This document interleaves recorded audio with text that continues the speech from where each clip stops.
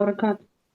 Duraan dursee akkam jirtan nagaa fayyaa qabdanii أنا كيف خير؟ hayyuungaa dubbii nama jalaa جيت fixa من jaanii waan ofii dubbii الإسلام. waan uummanni keessaa dubbachuu jirti dhugaa rabbii maaliif jennaanii wanni waan ofii dubbatte dhugaadha sanirratti qoyaaniin hin dabaluu qabu dhalaan teenya akkuma waan ofii jettee يا dila sooshaal miidiyaa kanarra bara ammaas sooshaal miidiyaa tiknooloojiin babal'ate waa hedduu arguu jirra mana arabaa keessaa waayifaayiin firiidha waa hedduu ni jira miti agarra. Takkammoo yoon fi dogongortu taate takkitti sanirraa hin baratanii amma amata lama sadi dura wanni akkanaa kun numa deemu jira baraarratti akka irraa tanaatu as hin bahini malee dhiirti dhalarratti taphachuun numa jirti. Sanirraa barnoota fudhatanii ni jira miti maaliif ifin eeyne. Kasanirraaf immoo garuu an akka yaada soosuutti dhugaadha dhalaan ni dogongorti. Warri kanatti maanta dhiirti irratti taphatan kuni namani jiraa miti silkiidhaan yoo niqaa tahee silkumaan niqaa godhate jechuu osoo warra isaanii lamaan waliin waliin agarsiisin waliin barsiisin jechuu silkumaan warra niqaa wal godhate maaliif jennaan dhalaan takka ilmi dhiiraa tokko niin fuudha jee yoo itti dhufu dirqama warra isii barsiisuu qabdi innillee warra isii barsiisuu qaba warra lamaan wal barsiisanii egas booda ilma dhiiraatti idaamuu qabdi malee maaliif jennaan jiruu bultii jechuun cinaa jireenya keetiiti jechuudha. Namni bultii gisee harkatee ni guutama. Yoo duraan irruu taatellee ni guutamti bultii namni gisee harkatee waliin guutuu ta'a jechuudha. Ammoo dhalaan teenya waan dila kana ni jiraami kadeemu jiru dhiisanii warra isaaniituma baqa silkiin dubbisiisaniituma fuudhi taqabbaleen tuni taakkana dachee nullaaqu jirtu jechuudha. Obboleeyyan ilma dhiiraa tokko dirqama warra keessan garsiistanii bakka isaan jiran warra isaanii isin yoo baratan namni warra kan keetiin bare simmiidhu.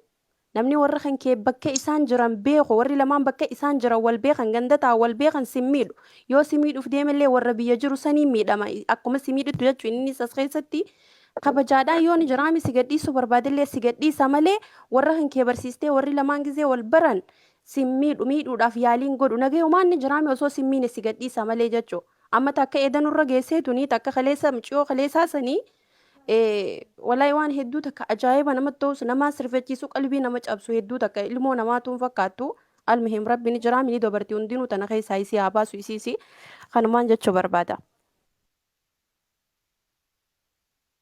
أوكي سوسو قالت أمي أما لا وين بيتا وين باين ما أعرف سوسو تيا كانوا ما تركي النقاح وتساني بالبسة أبان إسني خلتي نم شخني بيجي جرت جرو نقاح ورسان له الرويات أما نالي ففتو قدوم سالبين ربي برافي من عبرة الله سالبين أكوني تيرا وجن فريندي قلت كان بوي فريندي وجن يكون كان قرأتين ilmoo irraa godhachuun tuni kanaaf laal musiibaa guddoon malee filuma sariyaan salmaan dhiira ajnabii takka wajjinillee karaa deemuu harkallee wal cabbitu waliin wajjinillee taa'uu mana tokko keessarree lafu garuu dubartii kiyya jettee waan shari'aan tunyanu kan inni kada islaamaa taatee gaafa akka usummaa waliin galtee ilmoo irraa dhaluu jechuun kun yaada oromoon islaamaa hundi deeggaruu siin qabne.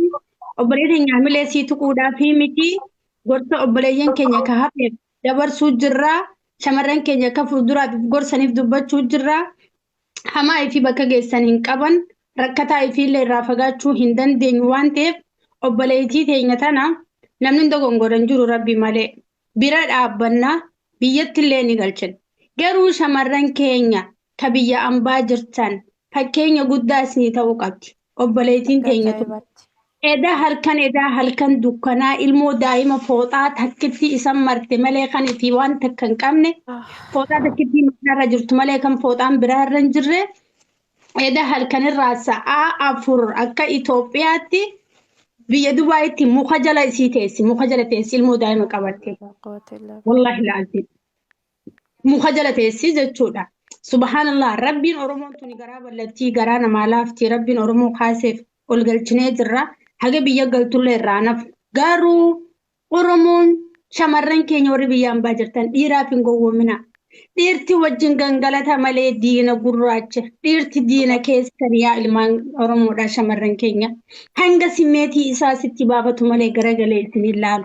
Isinii galee mii gaafa isiniin jaan fireendii tiyya turtuus dhiira hedduu wajjin waan wal qunnamtuu fi ilmoon san shakkii nu keessa fiddee darbina malee jaalannee miti gaafa jedhan dhiira kanaa wajjis Sambicha jettee ayyoomitti nasaraati dubbiin ta'e afaan isin badiin afaan keessatti dhufa wanna tokkotu jira. Shamarran keenya kun yeroo booyfireentii tokko baafatanii waliin jiraatan inni kun simbirarraa dhalateera zariin qabu nama itti himattu hin qabdu kayoo isaa wallolte kayoo inni itti milisee miliqee itti himattu hin qabdu gosa hin qabu ilaa waliin jiraatanii sadarkaa ilmoo walitti dhalchanii gayan kan amma kakaleessaa kun bakka inni jiru hin beeku baasa booranarraa fudhatee silkiinarraa fudhatee sirriidha isii hidhuudhaaf waa 99 godhuu danda'a.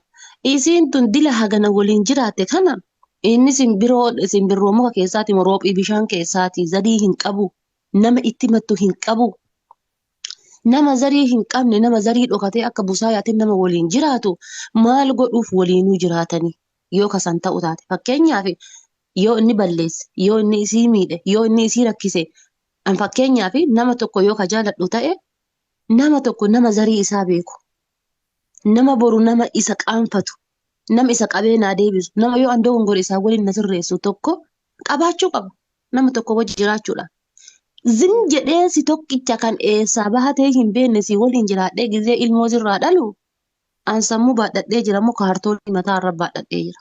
Bar dogongorri hamaan jiru asii bar. Eessa miliqe inni miliqe zarii yoo zarii hin qabu namni kun. Fakkeenyaaf odoo zarii qabaate zariin isaa sun gadi baatee sottee. Muniiraa naqe. Muniiraa naqe muniiraa. Waan ofii afaan irraa si fudha dubbitanti anis taniin jechuu barbaadu tanuma namni tokko yoo warra kan kee barsiiste laal hin rakkattu boru ilmoo dhaltuufis hin rakkattu kanaan jechuu barbaade itti fufi dhiifama. Kanaaf akkamumatti jechuudha awwaal digeessa boolla jala galu zimbi'aniituma irraa ol bahee namumaa waliin jiraate namumaa waliin nootiin agarsiisa. namumaa waliin jiraate namumaa waliin deemedhaa fi akkamitti zim jedhaniitiin ilmoo irraa dhalanii hankaa gaafii guddaa kanatti ta'u kan bakka inni jiru hin beeku eessa akka jiru hin beeku akkana nan milisee miliqee eega miliqee hagana ture an ilmoo akkasi dhale ilmommaan dhalamtoottuun soofti funyaan hin furii baafatamu. Ammas taree deebi'eetiin nama hin quuxxu bishaan gadhuganuyyuu bara hanga wayii kokkee tana si qaba. Ilaa ulhooftee dila ji'a 9 kana guutuu isiin nama kana maal jettee waliin jiraatte. Osoo bakka takka bakka itti dhaltu hin godhatin. Osoo mana itti dhaltu tokko hin godhatin. Lukkuudha. Lukkuun kaakifteetuma bakka killee muddamsiiftee gabbuuftee biraalixxi. Hanga yoomii akka lukkuu ta'anii jiraannaa. Ana gaafiin guddaan ilaa mataa kiyyarraa qabee hanga shamarran kennaatiitti gaafii natti ta'u an dhiiran komadhu bakka kanatti wallaahi billaahi dhiiran komadhu. Maaliif dhiirrinii fi boombaan bishaanii takkaadha gizee ati bantee harka jala qabatte gaduma jissa. Kaatee bira dhattee habiibtii yamindaa ji'a tokkoo kiisii kaattee isaa miira keessa jira tokko si jennaan gallakkisi jedhe dubbiin dhumattee bar. Dhumattee fi bar kaatee bira dhattee waan ta'eef wallaa kaatee bira dhattee. Ana fakkeenyaaf deemee bira dhaqee yoo jedhe obboleessa kiyyaa miti eessa daartee maaf addaattee maaf huqqattee jedhee nan laalu ajinabiidha. Dhumatte dubbiin hagatti masanii jechuudha. Ila kana jechuudha dila kana hunda mee dhiifama naa godhaati. Dila kana hunda hanga sadarkaa kana hunda geenyeetiin jennu eessa jirraa maaf ofii yaadanne ilmoon takka bulii 15 ittiin dhalattu guyyaa 2-3 ittiin dhalattu ji'a 9 dhalatte natti fakkaate yoo dogongoruu baadhe. Yookaan ji'a 9 bulii 15 yookaan ji'a 9. Kaachi as dhalatu hin jiru. Ilaa kanaa isiin bakka itti dhaltoota kamaa hin qopheeffanne. Kanaadha gadi baatee maqaa miskiinaallee maqaa uummata kushiinaa madaam keessa fuulli isaanii jijjiirameellee gadi baatee jijjiirte. Miskiina meeqatu jira kan kushiinaa madaam keessa fuulli isaanii jijjiiramee guyyaa takka gadi banii qilleensa takka yoo qoshaashaa gatuuf gadi baate bitaallee midhattu mirgallee midhatteetiin jettu. Waa takka hin beekne miskiina akkanaa maqaa nyaatanii jedhani. Ilaa hanga ji'a kanaa guutuu isiin maa bakka takka godhachuu dhabde. Yoo ka bakka takka hin godhanneefif ta'e yeroo gabaabaa keessa furmaata maaf ofii hin laanne. Jara rabbi jedhaati yeroo ammaa yeroo teknooloojiin badhatee yuutuubii yoo seenne waa baay'ee argina. Yeroo teknooloojiin badhatee tiktookii yoo dhufne waa baay'ee argina. Yeroo teknooloojiin badhatee feesbuukii yoo seenne waa baay'ee argina. Kun saamee lixa jedhani, kun zarafee lixa jedhani, kun milisee miliqa jedhani.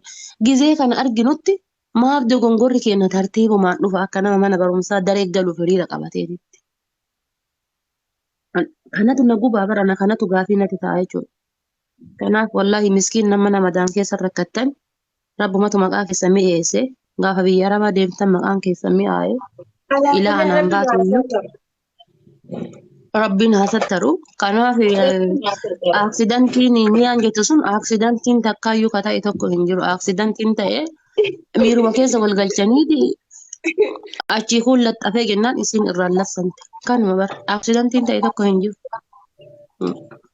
Rabbi nu haasattaru waan ofiiti. Wallaahi dubartii qabnaa nuti shamarranii waan nu booda nu qunnamu hin beeknu ilmaan keenyas waan booda qunnamu hin beeknu.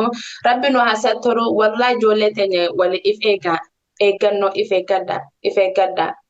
Sigalee yoo karoora qabaattan if eeggadha. Rabbi nu saaxilin. والله آمين اللهم آمين yaa أكسي بك wallah أني ياد مكانا خنا جول بي ميسني تاتلو نصر أنا ما منيرة جو خنا قلتين بالله عليك يا رودي رافنا قلتي جرتي سو يسني Nidi jabar تاتلو مي TikTok روبا tuna روبا wani noti na kumpisu jira ba invite na mai duna didu jira na tafiya. Waan ofii accident hin jiru dhaan jette. aaksidantii jechuun wanta tasa namatti Miyan dhagahu beeka manubi aaksidantii miyan gara la beeka gara la beeka. a'uuzu billah wallahi wanni akkasii garaa laafa hin jiru Maalirri qabaan daane wali hin qabne. aaksidantii waan osoo fakkeenyaaf tasa qabee gudeedee yooma qabee gudeede saniyyuu mana yaalaa deemtee of laalchiftee wanni kun ulfi kun itti hafeef itti hin hafne mana yaalaa deemtee of laalchiftee boru maqaan isii baduurra boru maqaan isii rakkachuurra deemtee mana yaalaa deemtee of laalchiftee ulfa garaa qabdii hin qabdu waan boru isii rakkisu kana ceebbadhuu dandeetti jechuudha. Of laalchisuu dandeetti. Zim jettee akkan mal'attee akkuma ilma yoo hoolaa haadha jala seentee lumlum gootee kaatee gisee achi as deebite ammoo milistee miliqee sadaqanii soqarree ishii miliqee baqa egaa miliqee mee sadaqanii soqan.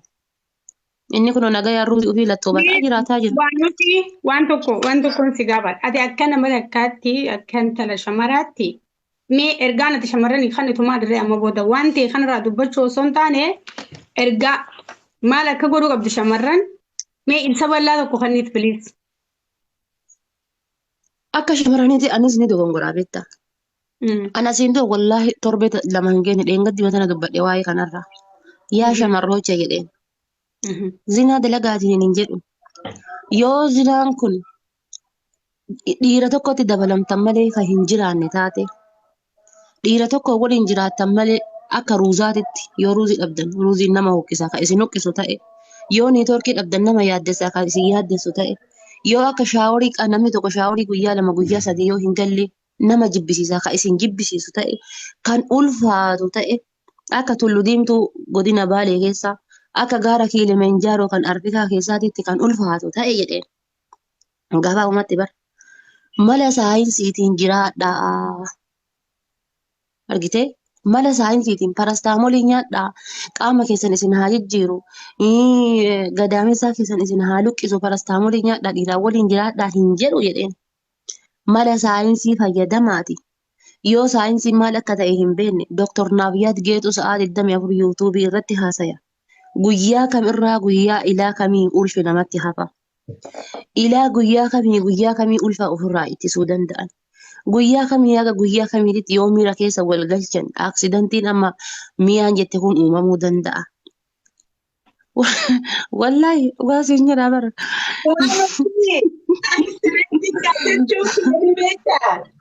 Waan ofiiti. Let's be honest. Dhugaa isa yoo haasofne dubartiin takkaa fi shamarraniin takka gisee wal dhufan waa meeqaatu ta'a? Yaa bara amma aaksidantiin kuni akkasirra uumama. Aaksidantii jechuun amma bara yookaan inni akka ilma yoo lukkuu kormaa ari'ee hadaa jala qabee qabu godhee fiimeti bara aaksidantiin ta'e uumama. Eenyutu beekayyuu waa kanneef?